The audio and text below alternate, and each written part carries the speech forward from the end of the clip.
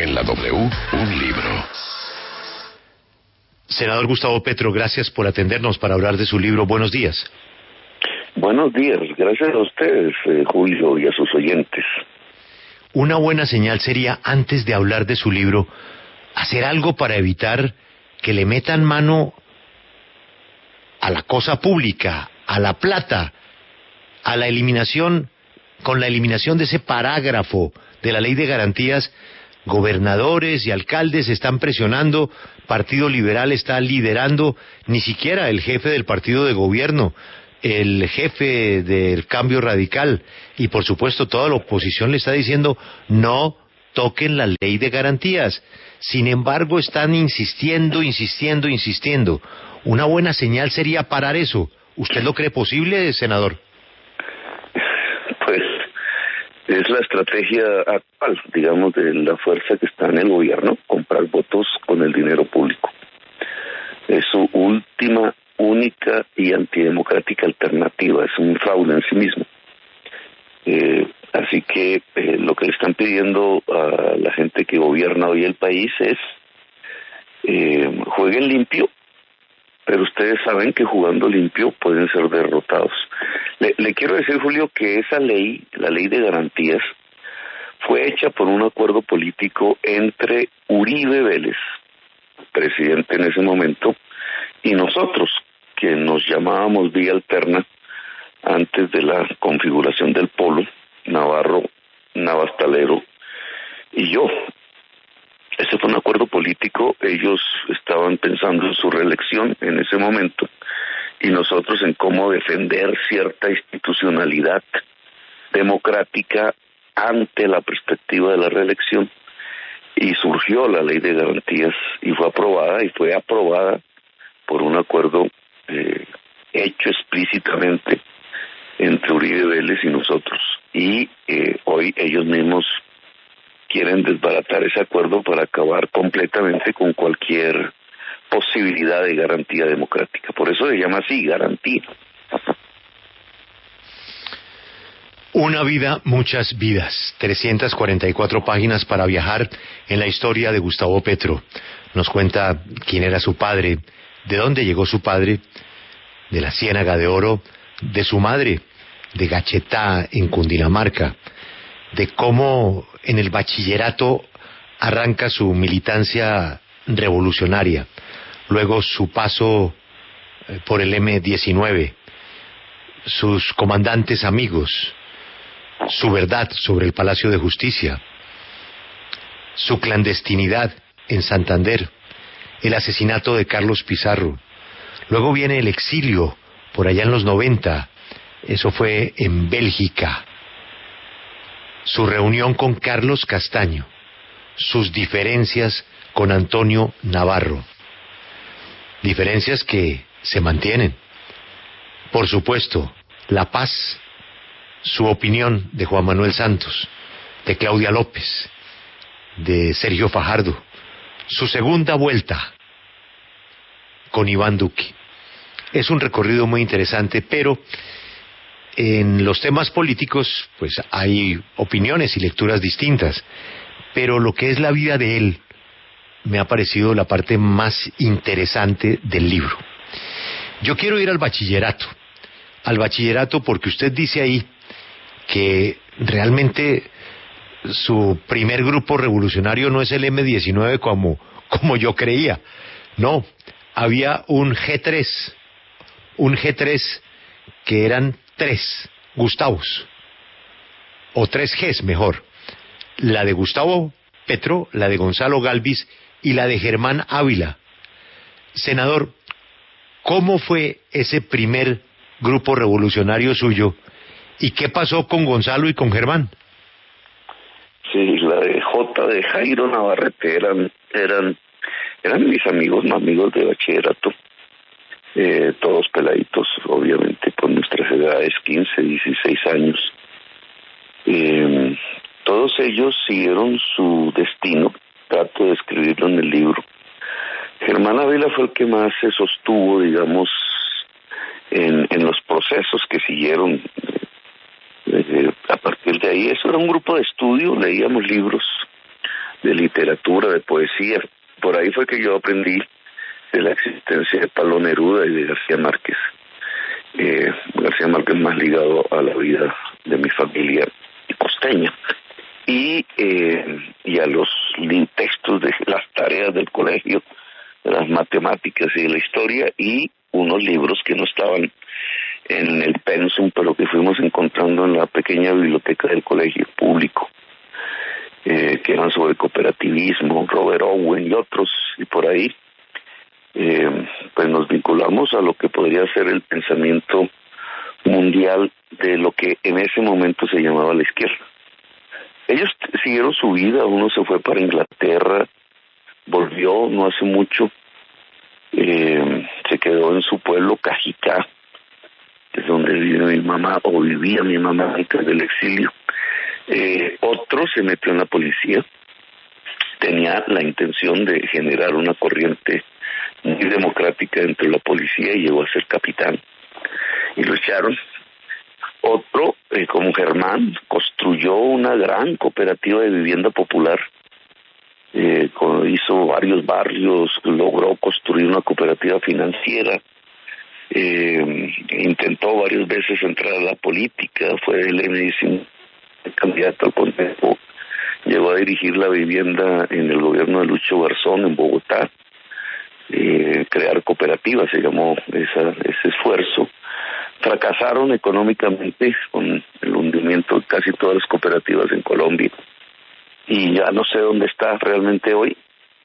Y yo pues que trato de mostrar en ese libro las facetas donde cualquier ciudadano que esté interesado, ciudadana que esté interesado en mirar realmente pues cómo fue el desarrollo de mi existencia, lo puede hacer. Ese es más o menos el destino de ese JG3, que fue el núcleo inicial, muy adolescente, muy inquieto, un poco intelectual, digamos, con el que arrancó mi vida política. Senador, en el libro usted habla de su mamá y cuenta que era muy política, que le hablaba mucho de Gaitán y que incluso hizo parte de la Alianza Nacional Popular, que fue fundada por Gustavo Rojas Pinilla. Por otra parte, pues su papá sí estaba como en otra orilla. ¿Cómo marcó esto su futuro político? Lo arrancó porque las historias a mí me daban la sopa. No era muy gustoso de las sopas, entonces me la daban, y para que yo me tomara la sopa me contaban historias que la mayor parte de las veces se las inventaba mi mamá misma y contándome, y muchas tenían que ver con los romanos, porque tenía yo una afinidad por saber qué pasaba con ese pedazo de la historia. Me gustó la historia desde ese entonces, leerla, aprenderla, pero comencé ese gusto lo comencé a construir fue a partir de los cuentos de mi mamá, y entre los cuentos habían cuentos reales, y varios de esos cuentos reales tenían que ver con la vida propia de mi mamá, en donde había vivido, y cruzaban, como casi todas las personas de esa edad, por las circunstancias que vivieron alrededor de Gaitán y alrededor de lo que siguió después con su asesinato, la violencia. Era el cuento, esas historias las escuchaba no sin temor, digamos, no comprendía obviamente ahí por qué, pero así fue, y Gaitán se convirtió entonces en uno de los elementos iniciales, digamos, de mi formación política. Lo mismo que la NAPO. La NAPO estaba en boga. Esa no era una historia, era una realidad en ese momento. Las elecciones de 1970. Y mis simpatías un poco por lo que yo intuitivamente, muy infantilmente, 10 años tenía, sentía de ese movimiento popular al que la gente del común, la gente pobre de ese entonces, la gente trabajadora apoyaba firmemente, apasionadamente, y que se creía, y creo que fue así, pues ganó las elecciones de Colombia ese 19 de abril del 70, que después, sin saberlo yo, me iba a marcar definitivamente durante toda mi existencia. Senador Petro, el capítulo del M-19 es largo y usted ahí cuenta cómo fue su entrada al grupo y cómo organizó pues la columna en Zipaquirá, una columna José María Melo. Pero yo quiero saber, ¿usted cuándo fue la primera vez que tocó un arma, que manipuló un arma? ¿Fue ya en el M-19? ¿Fue antes? ¿En qué momento? No, de niñito, por estar jugando, y se me disparó, entre otras cosas.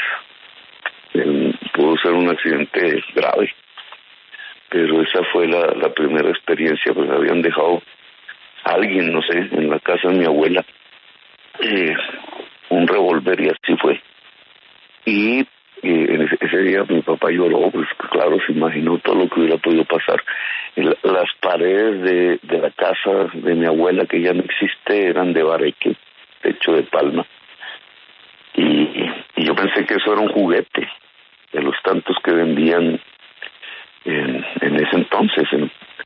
Pensé que eso era un juguete, y no, era un arma que alguien muy irresponsablemente había dejado por ahí en un cajón.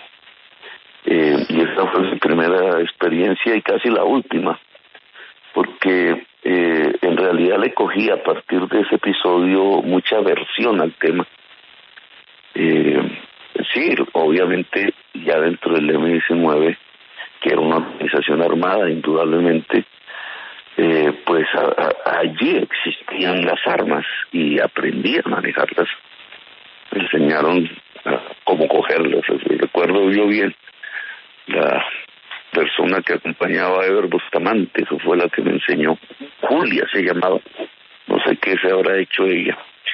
En las cercanías de Zipaquirá, en las montañas que a mí me encantaba recorrer caminando, porque me encantaba caminar solo por las montañas de los alrededores de Zipaquirá, que son montañas de sal. Ahí ella me enseñó y me decía, coja esto como un pollito, decía. Y aprendí, pero digamos, esa fue casi la última experiencia, porque en mi vida política, incluida la que siguió ahí, pues, de los años 18 y 30, y que es la historia mía por el M-19, pues no hicimos realmente un ejercicio alrededor de las armas, sino alrededor de la insurrección popular. Claro que estuviera desligada, pero era otro eje de acción, que es más o menos lo que describo en el libro. Y las tensiones que me provocó eso, a todos los que nos vinculamos en ese esfuerzo, uno de ellos acaba de morir, el profesor Víctor Jairo Chinchilla, profesor de educación física, que fue el que le puso el nombre José María Melo, y por ahí conocí la historia de José María Melo, que es interesantísima. El presidente indígena de Colombia, por 8 meses, y el último general del Ejército Libertador, porque con él destruyeron el ejército de Bolívar hacia mediados del siglo XIX. Entonces, ese nombre de ese general luchó junto en Zipaquirá, entre otras cosas, al lado de los artesanos. Víctor Jairo le puso el nombre a la organización política que buscó en Zipaquirá hacer una insurrección popular. Pero a usted, senador, a usted, ¿quién lo convence o qué realmente lo convence de entrar al M-19, de ingresar? También lo describo ahí. En ese entonces habían unas profundas y aburridísimas discusiones en lo que se llamaba la izquierda del entonces, años 70, finales, principios de los 80. Muy cimentadas en textos, en teorías, etcétera, pero profundamente separadas del diario existir de la gente del común de ese momento, que arrancaban por discusiones filosóficas y la dialéctica, si no la dialéctica, si los rusos tenían razón o eran los chinos o eran los trotskistas, y un poco de... Y cada cosa de eso tenían 1001 escuelas de pensamiento y de acción diferentes. Y en eso se la pasaba buena parte de la militancia de izquierdas, que era muy universitaria, muy estudiantil, muy de clase media.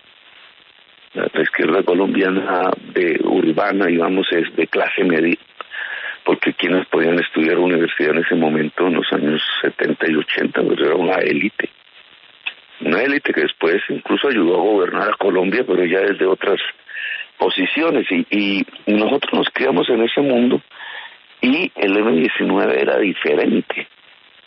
El M-19 que nacía era como del ANAPO, es decir, de un movimiento popular, no de grupos propiamente estudiantiles.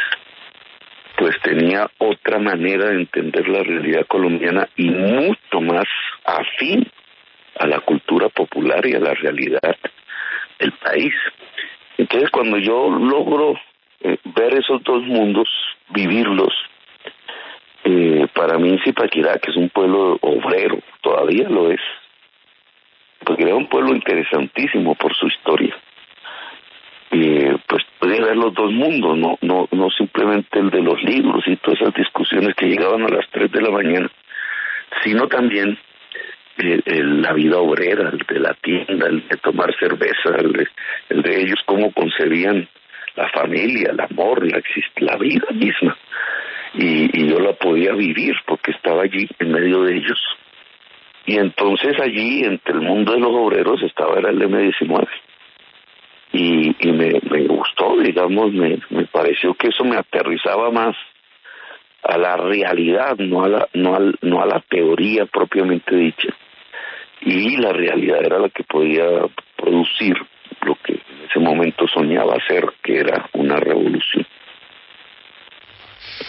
Senador, en el M-19 pues pasaron muchas cosas que usted narra en el libro, pero quiero detenerme en la relación con Carlos Pizarro.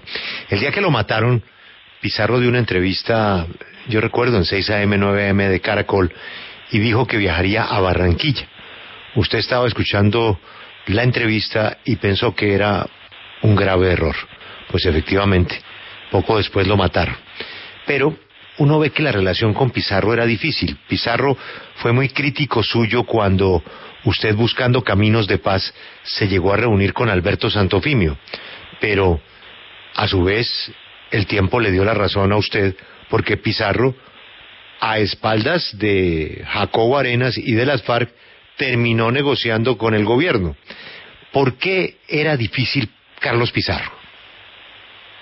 Por su personalidad, yo creo. La historia de Pizarro, que yo solo viví pues por instantes, en los momentos en que nos encontrábamos muy de vez en vez, son pocos. Yo creo que Pizarro, antes de su última fase ya política legal, yo creo que lo encontré unas 4 o 5 veces. Yo no estuve al lado de él realmente. Nos encontrábamos cuando habían grandes reuniones clandestinas, todas, porque vivíamos así, y ahí era como la manera de entenderlo, de tratar de comprenderlo. Y pues Pizarro tiene digamos, ¿qué es Pizarro? Es un hijo de clase media, incluso de media alta, diría yo, hijo de un almirante, digamos, de una familia con mucha tradición blanca, de élite, de universidad privada, la Javeriana, pero prácticamente todos ellos, los hijos del almirante, pues se vinculan a lo que era en ese momento todo un movimiento de rebelión juvenil. Los jóvenes de ese entonces es una generación que se parece en parte a la actual generación juvenil. Han pasado muchas generaciones de jóvenes, la mayoría muy apáticas, digamos, casi que encerradas en sí mismas en todas estas décadas. Pero la generación juvenil de ese entonces, la que fue de Pizarro y un poquito después la mía, y la actual, se parecen. Tienen orígenes sociales diferentes quizás, pero se parecen, se politizan. El mundo estaba politizado, porque es que es la guerra de Vietnam, es los Beatles, es la aparición del rock con mucha fuerza, una juventud de vanguardia casi en todos los terrenos culturales, artísticos, científicos. Los inventores de todo esto que hoy llamamos internet, las redes, pues eran unos jovencitos hippies, tirapiedras en California, Estados Unidos, todos pensando en cambiar lo que veían algo injusto, el régimen, etcétera. Entonces Pizarro es de eso. Pizarro surge ahí y rápidamente se radicaliza, se va a las armas de verdad, se va a las montañas,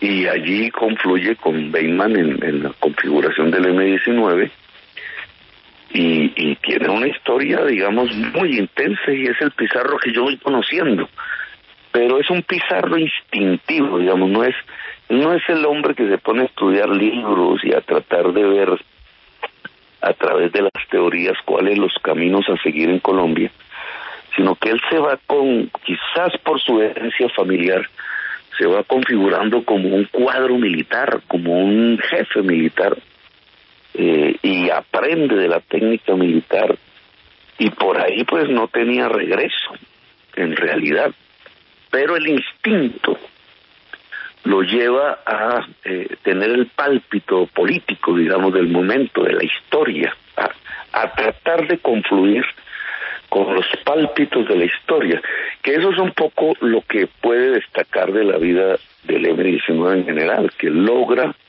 a pesar de errores, etcétera, sintonizar con los momentos de la historia del país y tratar de moverlos a partir de su sintonía, y eso es Pizarro.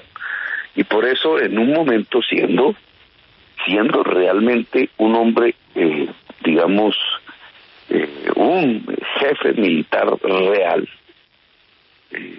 seguido en esas labores, logra entender que lo que necesita el país es la paz. Y salta, ese salto lo lleva a la muerte casi inmediatamente. Senador, esa historia del M-19, como usted dice, en algún momento el M-19 tuvo simpatía en muchos sectores, pero hoy en día, para muchos colombianos, el M-19 es el Palacio de Justicia. Y esa es una realidad, y por eso le quiero preguntar, ¿en algún momento no cree usted que esa militancia en el M-19 y esa imagen que muchos colombianos tienen del M-19 como el Palacio de Justicia frena las posibilidades suyas electorales y las posibilidades de ser presidente? Actualmente un general activo trató y me llegó el documento, entre otras, de hacer un informe de inteligencia reviviendo todo el tema conmigo. Yo cuento ahí más o menos mi experiencia personal alrededor de esos hechos, que los vivo es en la cárcel, pero el informe de inteligencia que trataban de hacer ahora, muy político, muy seguro ordenado por Duque o por alguien con intereses políticos actuales,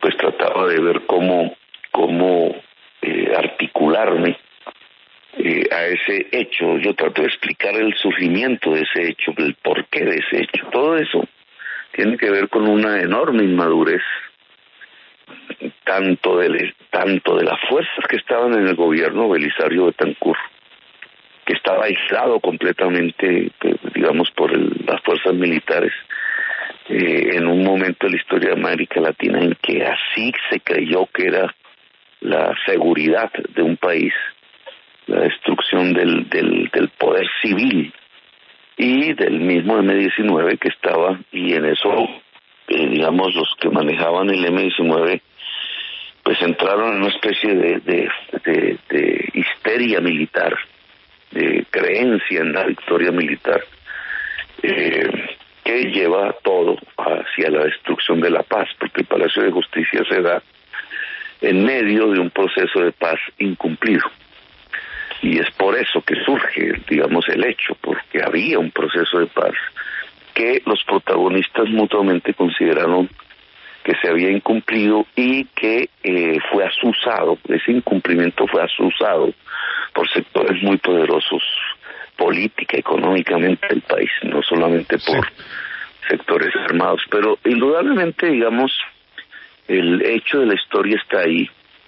El M-19 no solamente será recordado por el Palacio, la otra historia pues queda oculta detrás de eso, sino por la Constitución, porque el M-19 hace la Constitución vigente de Colombia, deroga la Constitución de 1886, lo que no pudo hacer Rafael Uribe, etcétera. Senador. Entonces esos dos hechos, Constitución y Palacio, muy diferentes uno del otro, claro, me parece que van a ser, no tanto ahora todavía, sino estelares ya en el análisis de la historia de Colombia. Pero, ¿Cómo senador, le pasa a propósito del Palacio a la Constitución? Ok, eso me parece bien, pero quiero quedarme un momentico antes del Palacio para seguir a lo otro, y le quisiera decir, ¿no le parece que hay que reconocer, sin ambajes y sin vueltas, que la principal responsabilidad primero es del M-19? Porque sin toma no pasa lo que pasó en la retoma. Y el M-19 comete la barbaridad de la toma del Palacio de Justicia. ¿No hay que reconocer eso? Sí, pues eso es lo que se dice en el libro. Precisamente el libro trata de expresar mis opiniones al respecto. No la verdad y la realidad de los hechos, porque me fueron ajenos. Y realmente hay mucha tela aún por descubrir de eso. Pero trato de ver de la responsabilidad de este lado, desde el lado del M-19. Y ahí está escrito en el libro, ¿no? Aparte de eso, incluso hay un libro diferente. Lo que pasa es que me quedé sin editorial, porque la editorial que lo sacó quebró, pues como tantos esfuerzos que se hacen alrededor de los libros, que es Prohibido Olvidar, que lo hice con una periodista llamada Maureen Maya, mucho más grande, mucho más digamos sesudo alrededor del tema, pero es un libro completamente dedicado al análisis de por qué sucedió lo que sucedió allí, desde el inicio, digamos, en el Palacio de Justicia, todos los contextos, etcétera. Hay un libro mío dedicado a eso, que fue además la base de un debate que hice en el Parlamento colombiano. Y lo llevé al Congreso, llevé el tema al Congreso, un poco extemporáneamente, obviamente, pero trata, y en eso quiero que usted lo sepa, yo me dediqué, igual que me dediqué a mirar el tema de la parapolítica, etcétera, los debates que vi, económicos, en el Congreso, el tema del Palacio para mí fue objeto de investigación. Y traté de meterme a fondo en todos los entretelones que hubo allí, para mirar qué fue realmente lo que sucedió allí y tratar de presentarlo en forma de libro pues a las generaciones actuales y las posteriores. Ese libro habrá que reeditarlo. Ninguna de las partes ha sido controvertido realmente por la investigación forense, judicial, que aún continúa. Pero me parece que el libro Prohibido Olvidar, con Maureen Maya, merece la pena porque es una reflexión y una investigación desde una persona que estuvo en el M-19. Nadie puede hacerlo que haya estado en los acontecimientos, porque todos murieron. Todos fueron muertos en combate o asesinados. Pero desde afuera se puede reconstruir parte de esa historia, y sobre todo en un tema que me parece que a la postre es importante, y es por qué volvimos a la guerra. Ese volver a la guerra, volver a la violencia que implica la guerra, es clave, porque es como un eterno retorno que ha girado alrededor de la historia de Colombia durante siglos. Y aún hoy, pues usted lo ve, el volver a la violencia, es decir, el ser incapaces de construir una sociedad durante un largo periodo de tiempo, que es un tema que nos compete a todos y a todas, digamos, es una imposibilidad histórica que es la que hay que ponerle final. Y hay que encontrar los elementos políticos, porque esa es una decisión política, que permita que la sociedad colombiana no siga en la espiral del volver eternamente a la violencia, que ha sido el sinónimo de la historia de Colombia. Y el Palacio de Justicia tiene muchísimo que ver en ese volver a la violencia. Y estudiarlo nos marca, digamos, algunos elementos que nos permiten pues tener como los instrumentos para decirle a una sociedad, oiga, es que podemos pasar a una era de paz, que parece ilusorio, lo que todas las sociedades del mundo viven normalmente, cotidianamente, la inmensa mayoría de los pueblos del mundo, a nosotros nos parece ilusorio, imposible, porque realmente llevamos generaciones de un eterno volver a la violencia. Y mi análisis sobre ese episodio en concreto trata de ver cuáles son los elementos que nos pudieran permitir no volver a la violencia, a darnos la posibilidad como sociedad de una era de paz en el país. Senador, nos estamos tirando el libro, por eso yo quiero ir cerrando el libro, porque pues estamos contando lo que vamos a leer, lo que pues ya tuvimos algunos el privilegio de leer. El pedazo de Carlos Castaño tiene un episodio, una anécdota que me parece interesante, y es que usted decide ir a hablar con él, y alguien le dice a usted, mire, a ese tipo usted le habla duro y el tipo reacciona, pero háblele duro. Usted fue a hablar con él por cuenta del secuestro de Carlos Alonso Lucio, y de pronto el tipo comenzó a tartamudear y comenzó a dar vueltas, y entonces ese personaje que se veía tan fluido y tan lúcido en la televisión, a usted ya en el cara a cara se le desarmó, y usted dice que ahí usted se dio cuenta que él no era el jefe de las autodefensas. Si no era él, ¿quién era entonces? Sí, fue un episodio intenso, pero esa fue mi experiencia. Yo me fui solito con una funcionaria que creía que era funcionaria del Estado. Pues obviamente era parlamentaria y era como mi blindaje jurídico incluso. Yo no fui por el secuestro de Lucio, incluso eso fue peor, porque yo me enteré que lo habían retenido en el carro en el que iba hacia el lugar del encuentro. Salió por noticias y aceleró mis preocupaciones intensamente. No, yo fui porque el dato que yo tenía que me motivó a eso era que me iban a matar. Incluso todo tiene que ver con el arranque de más o menos 10 años de debate sobre la parapolítica, porque quien me informa de eso, que es una persona, Omar Yáñez, hoy puedo decirlo, nunca lo dije. Yáñez me dice en mi oficina chiquita de parlamentario ahí en el edificio ese, miren, nos enteramos que por una interceptación radial, que hay un funcionario de la fiscalía, me dio el nombre, y no era cualquier funcionario, que está hablando con Carlos Castaño y es el funcionario que le pide que lo mate.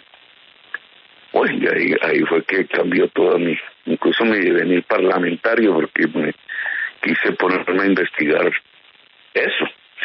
Pero obviamente en primer lugar a defender mi vida y el mecanismo fue, y eso tiene también que ver un poco con la tradición del M-19, que era como detener el que alguien apretara el gatillo, y esa forma es hablando. Esa era una vieja historia, una vieja leyenda urbana, como dicen ahora, al interior del M-19, que es interesante porque las armas se detienen hablando. Y entonces yo quise hacer gala de eso, pues hablemos. Me fui muy solo, muy indefenso, ese aparato enorme que tenían, y hablé con él, y esa fue, digamos, mi sensación. Dialogó con personas que habían hablado con él tratando de saber de qué personaje se trataba, y el consejo que me dio Angelino Garzón fue ese: sea duro, porque el hombre se deshace ante posiciones firmes, porque él cree que asusta. Pues no es que crea, es que asustaba con toda su lógica paramilitar, y entonces lo que está acostumbrado es a ver personas que se desploman ante él, que se asustan, y cuando no encuentra eso, entonces es él el que se desploma.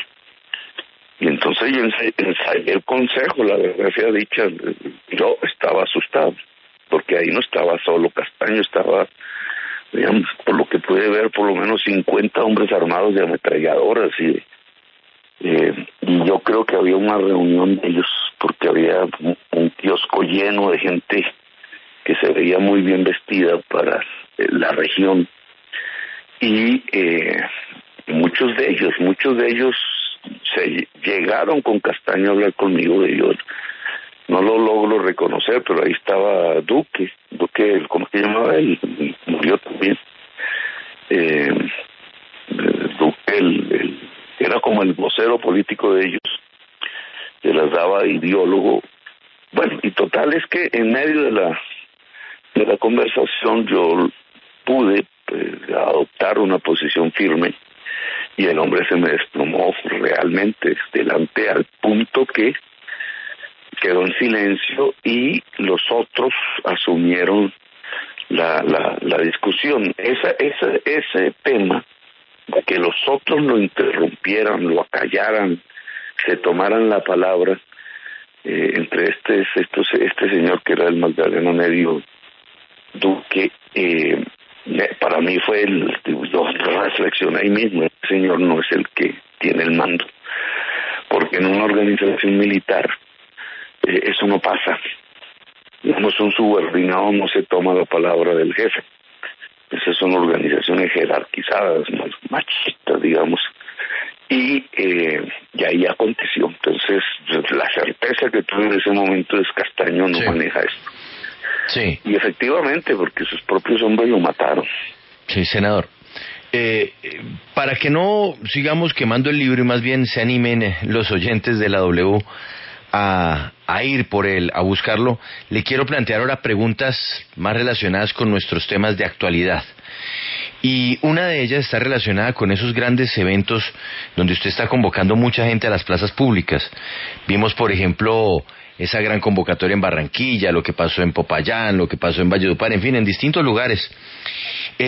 ¿Usted no está violando la ley electoral con estas manifestaciones? Porque, en principio, eventos de campaña no se pueden hacer. Y usted ya está en eventos de campaña, doctor Petro. A ver, ahí, que ya no tiene que ver con el libro, porque ese pedacito no está en el libro.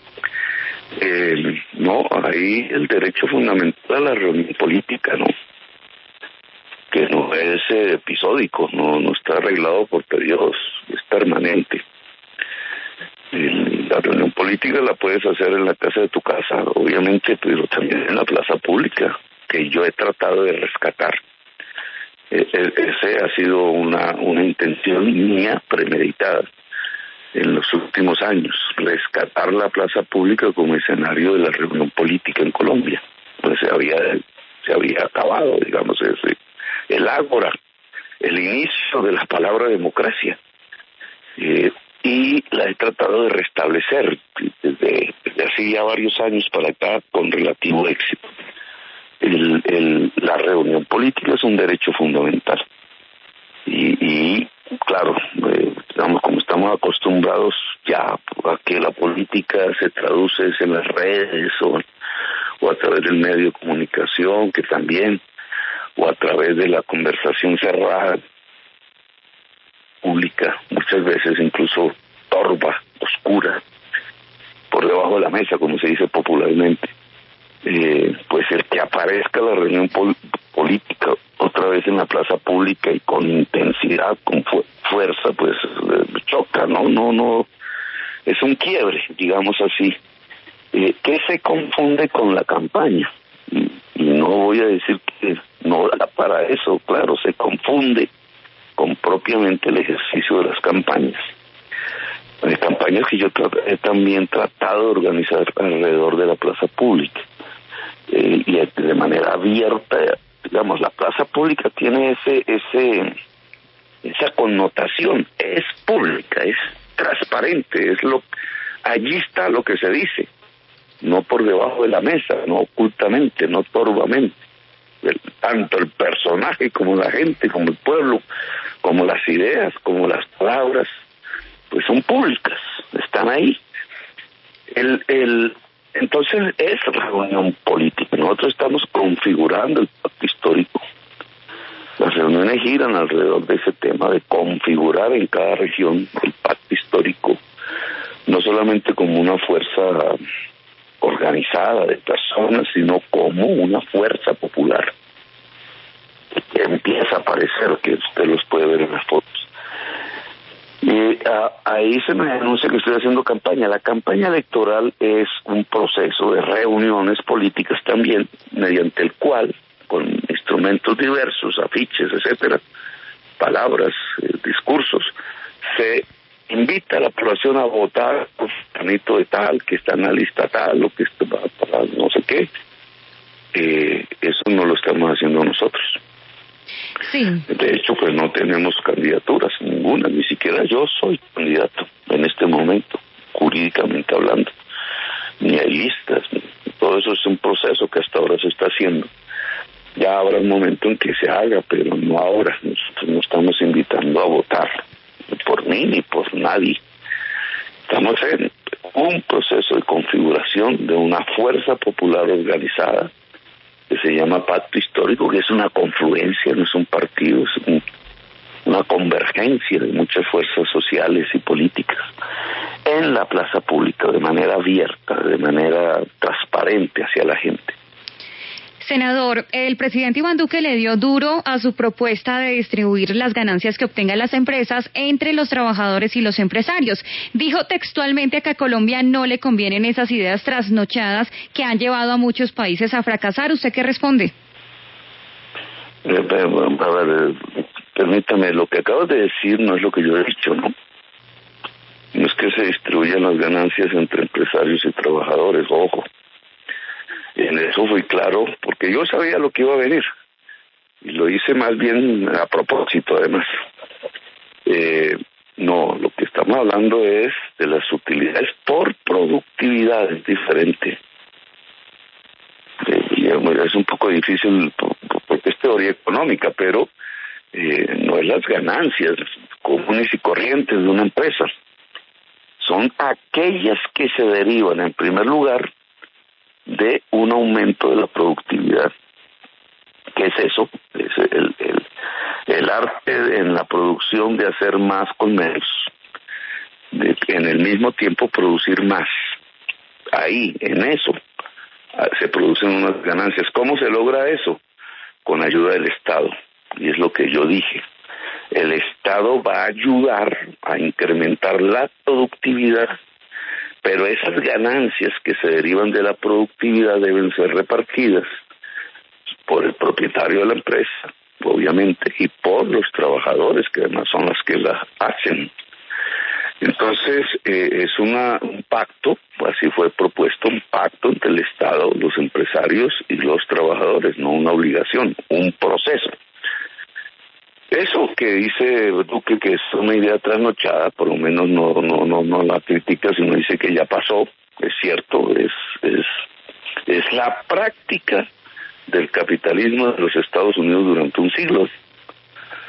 No es cualquier cosa, es así como crecieron los Estados Unidos de Norteamérica.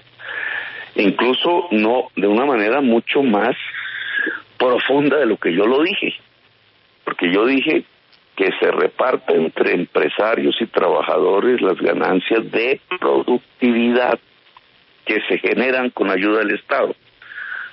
Por ejemplo, reducir al máximo el costo de la energía eléctrica. Eso lo puede hacer el Estado hoy. Pues yo he presentado una propuesta de cómo hacerlo a través de las energías limpias, el cambio de la matriz energética. Pero el efecto económico es que cae el precio de la energía eléctrica en Colombia en beneficio del hogar, pero también en beneficio de la empresa. Si cae el costo de la energía eléctrica porque el Estado lo provoca, pues aparecen ganancias en las empresas, por definición. Pero lo que queremos es que esas ganancias se trasladen en parte a un mejor salario del cuerpo laboral, de mujeres y hombres que trabajan allí. Esto en forma general significa que suba el salario real en Colombia. Sí. Pues eso sucede en Estados Unidos, pero de manera mucho más intensa. Todas las ganancias de productividad de la economía norteamericana durante un siglo han ido a parar a los trabajadores. Y por eso, digamos, la edad de oro del capitalismo norteamericano, ese es el principio del capitalismo en Europa, de lo que se llama la socialdemocracia. Cuando tú vas y miras Suecia, Finlandia y todo esto que se ha puesto ahora muy de moda porque ha ganado de nuevo el progresismo allí, Alemania, Dinamarca, la misma Francia y en forma mucho más balbuciante España, mucho menor, ¿qué es lo que encuentras? Que las ganancias de productividad fueron hacia el mundo del trabajo y por eso los niveles de vida de estas sociedades son mayores. Es lo que está pasando en el sudeste, en el este asiático en general. Entonces, lo que estoy diciendo no es comunismo, como la extrema derecha se le ocurre decir, sino es el principio general del desarrollo y del bienestar de las sociedades dentro del capitalismo. Eso Duque lo llama trasnochado. ¿Sabes por qué lo llama trasnochado? Porque Duque y sus amigos, tienen ahí incluso economistas destacados que les ayudan, y tienen partidos políticos para ello, y han elaborado una política económica así, creen es en lo que se llama el capitalismo salvaje, el que se construye sobre la base de que las ganancias son exclusivamente del propietario, ni siquiera parte de eso se pagan impuestos al Estado, se retribuye al Estado porque el Estado hace por de las ganancias, y se tratan de presentar sobre la base de que caiga el salario real de los trabajadores, aumentando la jornada, acabando la estabilidad, toda esa vaina. ¿Qué es lo que han hecho? Entonces, los defensores del capitalismo salvaje, entre ellos Duque, les parece malo y trasnochado el que estemos planteando un capitalismo democrático. Un capitalismo democrático, es decir, uno en el que ganan tanto los empresarios como el conjunto del pueblo trabajador. Senador Gustavo Petro, gracias por su tiempo. El motivo era anticiparnos a la salida del libro. Estará en las principales librerías el 28 de octubre. Una vida, muchas vidas. Y ahí conoceremos muchos detalles interesantes de la vida personal y política de este hombre que aspira a ser el próximo presidente de Colombia. Hoy todas las encuestas, todas, en cualquier escenario lo dan como ganador, pero naturalmente si las elecciones fueran hoy, otra cosa seguramente pasará en mayo. Le deseo mucha suerte con su libro y por supuesto muchos éxitos en su campaña, senador Petro, y como siempre, recuerde que aquí están los micrófonos para lo que usted necesite. Bueno, gracias Julio, a usted y a sus oyentes, muy amables. Hay un aspecto buenísimo en el libro, Alberto, de la constituyente, que yo no lo tenía muy claro. Ahí nace la pelea con Antonio Navarro. ¿Qué fue lo que pasó? Al entregarle el ministerio, Gaviria en realidad buscó fue cooptarlo políticamente, a él y al M-19. No había rendición militar, sino rendición política. Las derrotas militares, a fin de cuentas, no solo son militares, pero una derrota política es definitiva. Todavía hoy recuerdo cuando Navarro nos pidió a todos que nos pusiéramos corbata. Navarro había terminado en un gabinete cuya inmensa mayoría se puso en la tarea de tramitar la llegada del neoliberalismo, por eso me acordé de la palabra que él acaba de decir. En la constituyente, Navarro cometió un error histórico. Rompió el acuerdo con Álvaro Gómez sin decirle a nadie y aceptó un almuerzo con López Miquelsen y el presidente Gaviria. Los tres hicieron una nueva alianza que consistía en adelantar las elecciones para un nuevo Congreso e inhabilitar a los constituyentes en las nuevas elecciones. Ese nuevo pacto borró de un tajo la voluntad de los votantes que eligieron a los constituyentes. Y en esa eso pelea, Alberto, hoy sigue, ¿no? Sí, en eso coincidimos, está en mi libro también, porque fue lo que Álvaro Gómez llamó el régimen. Correcto. Álvaro Gómez dedicó su último pedazo de actividad política a combatir lo que llamó el régimen. Y la constituyente, según Gómez, estableció un acuerdo de paz modificando la Constitución en su totalidad, primero que todo, porque hubo una diferencia de criterios entre el gobierno nacional y el constituyente Álvaro Gómez respecto de la capacidad que tenía la constituyente para cambiar algunos aspectos de la Constitución. Y Gómez dijo, y hacía parte del gobierno que yo representaba, que la Asamblea Constituyente era omnipotente y que por consiguiente podía cambiar la Constitución en su totalidad. Fue el primer tropiezo que tuvo la Asamblea. Sin embargo, se dio el acuerdo que finalmente quedó consagrado en el texto de la Constitución.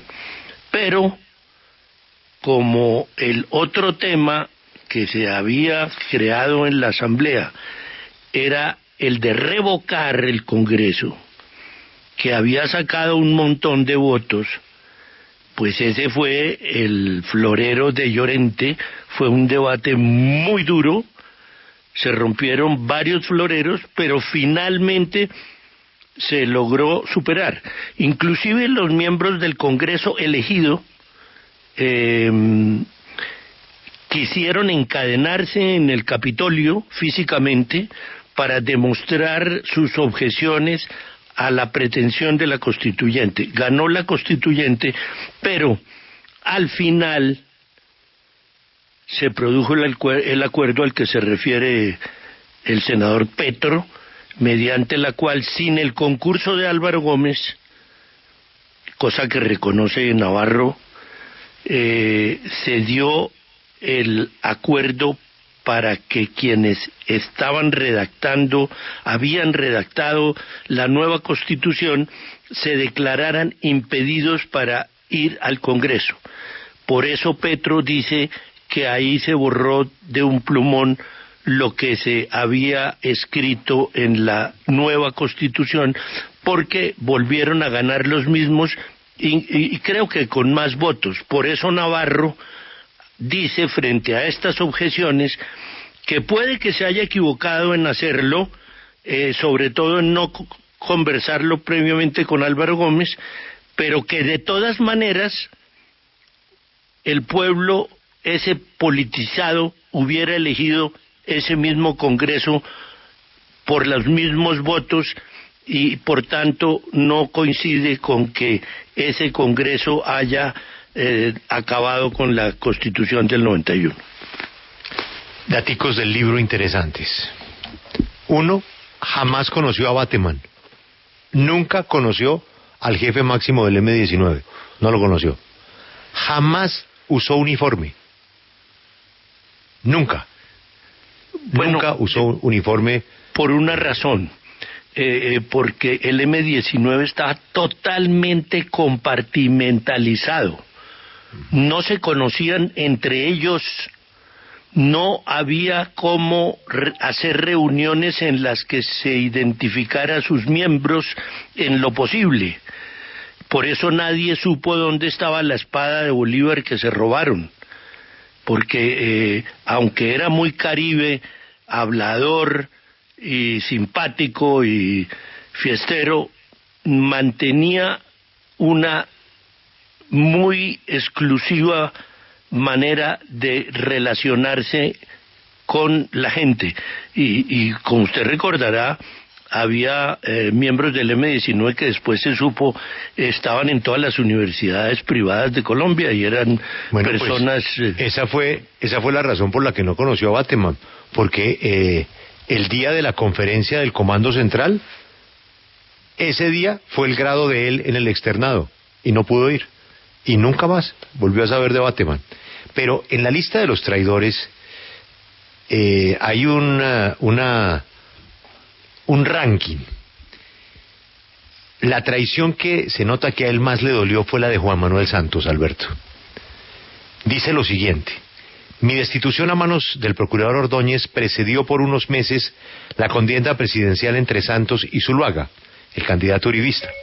A mí me había dolido que Santos hubiera sido cómplice de mi destitución. La Comisión Interamericana me había expedido medidas cautelares que el presidente desobedeció. Nunca se había desacatado de manera explícita una decisión de esa corte. Santos lo hizo contra mí. Antes de mi destitución, yo no conocía los pormenores de La Habana, pero de vez en cuando Humberto de la Calle y Sergio Jaramillo me visitaban y me contaban cómo iban las negociaciones. Para apoyarlos, yo organizaba enormes manifestaciones de la ciudadanía en favor de la paz. Yo salía con Santos, y por eso, cuando él se volvió cómplice de mi destitución, lo sentí como una traición profunda. Algún tiempo después, se organizó una reunión con Martín Santos, hijo del presidente. Estaban preocupados. Las encuestas no eran buenas. El uribismo volvería al poder. En la reunión, el presidente me dijo de entrada: doctor Petro, su destitución me ha costado 4 puntos en las encuestas. Ayúdeme. Yo respondí que así sería. En ese momento, Santos nos propuso que entráramos al gobierno, pero yo rechacé esa posibilidad. Creí que debíamos mantener independencia, a diferencia de Germán Vargas, que vio su oportunidad y le vendió la idea a Santos de que sin él no ganaría las elecciones. Ante el apremio de vencer a Zuluaga, el presidente le entregó medio gobierno. Para nosotros eso fue terrible, porque Vargas actuó pensando en su candidatura 2018 y pronto se dio a la tarea de impedir que yo fuera candidato. Él es, en buena parte, el responsable de que Bogotá no tenga metro. Hizo sus cálculos y entendió que si Santos apoyaba ese proyecto, yo sería el próximo presidente. Así que lo saboteó pensando en su aspiración. Para mí el proceso de paz de Santos tenía un problema, y es que no abarcaba la posibilidad de una paz grande. En mi opinión, era un proceso para rendir a una guerrilla que ya estaba rendida, y eso no es la paz. Algunos años después me pregunté por qué no habíamos pedido el metro a cambio de nuestro apoyo. Álvaro Leiva me había dicho que Santos era básicamente un jugador de póker. No da puntada sin dedal, todo lo calculaba, y de él podía surgir la colaboración, pero también la traición. Claudia López y Fajardo en la lista, y Humberto de la Calle en el ranking de traidores. Le propuse que juntáramos las listas del Senado, a Claudia y a Fajardo, y que en ellas salieran las 3 opciones presidenciales: Claudia, Fajardo y yo. De esa manera daríamos un paso a algún tipo de unidad. Ellos hicieron lo contrario. Me engañaron. En menos de 24 horas, Claudia y Robledo renunciaron a sus candidaturas y se fueron con Fajardo como el gran candidato de esa coalición. Con Duque, ahí apareció el tema de Humberto de la Calle. Entendí que la contienda sería realmente entre Duque y yo. Así lo había decidido el escenario político. Él tenía ventaja, y la única manera de superarlo era si los verdes, Fajardo y Humberto de la Calle, confluían conmigo. Esa era la llave de la victoria. Pero no dieron el paso y permitieron la victoria del uribismo. Ahí está el libro. Ahí está el libro. El próximo 28 de octubre, Una vida, muchas vidas. Ya regresamos, escuchan la W.